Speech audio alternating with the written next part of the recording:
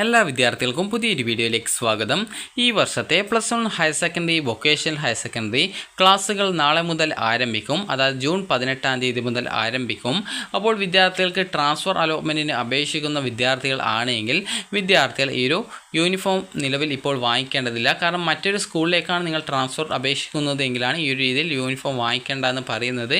അപ്പോൾ വിദ്യാർത്ഥികൾക്ക് നാളെ മുതൽ സ്കൂളുകളിൽ പോയിട്ട് ക്ലാസ്സുകൾ അറ്റൻഡ് ചെയ്യാവുന്നതാണ്. അതായത് അലോട്ട്മെൻറ്റ് കിട്ടിയ വിദ്യാർത്ഥികൾക്ക് സ്കൂളുകളിൽ പോയിട്ട് ക്ലാസ്സുകൾ അറ്റൻഡ് ചെയ്യാവുന്നതാണ്.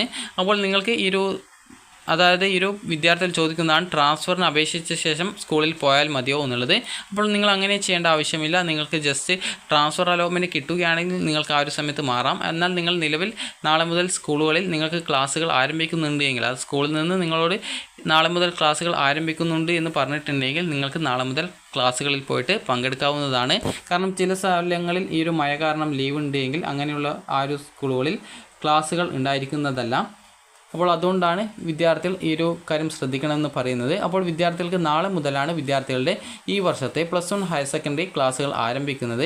അപ്പോൾ വിദ്യാർത്ഥികൾ ക്ലാസ്സുകൾ ഇപ്പോൾ നിങ്ങൾക്ക് ഇഷ്ടപ്പെട്ട കോഴ്സുകൾ തന്നെയാണ് കിട്ടിയിട്ടുള്ളതെങ്കിൽ വിദ്യാർത്ഥികൾ നാളെ മുതൽ ക്ലാസ്സിന്, അത് നിങ്ങളുടെ നാട്ടിൽ ലീവില്ല എന്നാണെങ്കിൽ, അത് ലീവ് ഉണ്ടെങ്കിൽ പ്രത്യേകിച്ച് ക്ലാസ് ഉണ്ടാവില്ല, ലീവ് ഇല്ല എന്നാണെങ്കിൽ വിദ്യാർത്ഥികൾ ക്ലാസ്സുകളിൽ പോയിട്ട് പങ്കെടുക്കുക. അപ്പോൾ വിദ്യാർത്ഥികൾക്ക് ട്രാൻസ്ഫർ അലോട്ട്മെൻറ്റ് വരുന്ന സമയത്ത് നിങ്ങൾ ആ ഒരു സമയം സ്കൂളിൽ നിന്ന് നിങ്ങളോട് പറയും ട്രാൻസ്ഫർ ഇന്ന ദിവസം വരുന്നുണ്ട് എന്നുള്ളത്. അപ്പോൾ നിങ്ങൾക്ക് നിങ്ങളുടെ മൊബൈൽ നമ്പർ ആർക്കെങ്കിലും മിസ്സായി പോയിട്ടുണ്ട് എങ്കിൽ, അതായത് ചില വിദ്യാർത്ഥികൾക്ക് മൊബൈൽ നമ്പർ കട്ടായിപ്പോയി എന്നൊക്കെ പറഞ്ഞിട്ടുണ്ട്. അപ്പോൾ അങ്ങനെയുള്ള വിദ്യാർത്ഥികൾ സ്കൂൾ വഴി നിങ്ങൾ അപേക്ഷ കൊടുത്താൽ മതി. സ്കൂൾ വഴി ആകുമ്പോൾ നിങ്ങൾക്ക് പ്രത്യേകിച്ച് ഒരു OTPയുടെ പ്രോബ്ലം കാര്യങ്ങളൊന്നും വരുന്നില്ല. അപ്പോൾ നിങ്ങൾക്ക് ആപ്ലിക്കേഷൻ ഫോം വാങ്ങി ഫില്ല് ചെയ്ത് നിങ്ങൾ സ്കൂളിൽ അപേക്ഷ കൊടുത്താൽ മതി. അപ്പോൾ വിദ്യാർത്ഥികൾക്ക് ഈ ഒരു വീഡിയോ ഉപകാരപ്രദമായിട്ടുണ്ടെന്ന് കരുതുന്നു. ഉപകാരപ്രദമായിട്ടുണ്ടെങ്കിൽ ലൈക്ക് ചെയ്യുക. അതുപോലെ തന്നെ HSCയിൽ നിന്ന് VHSCയിലേക്ക് മാറേണ്ടവർ ആണെങ്കിൽ നിങ്ങൾക്ക് VHSCയുടെ സപ്ലിമെൻ്ററി അലോട്ട്മെൻറ്റിന് അപേക്ഷിക്കുക. അതുപോലെ തന്നെ VHSCയിൽ നിന്ന് HSCയിലേക്ക് മാറേണ്ട വിദ്യാർത്ഥികളാണെങ്കിൽ ഈ ഒരു HSCയുടെ സപ്ലിമെൻ്ററി അലോട്ട്മെൻറ്റിന് അപേക്ഷിക്കുക. അപ്പോൾ നിങ്ങൾക്ക് ഈ ഒരു വീഡിയോ ഉപകാരപ്രദമായിട്ടുണ്ടെങ്കിൽ ലൈക്ക് ചെയ്യുക, ഷെയർ ചെയ്യുക. Thank you for watching.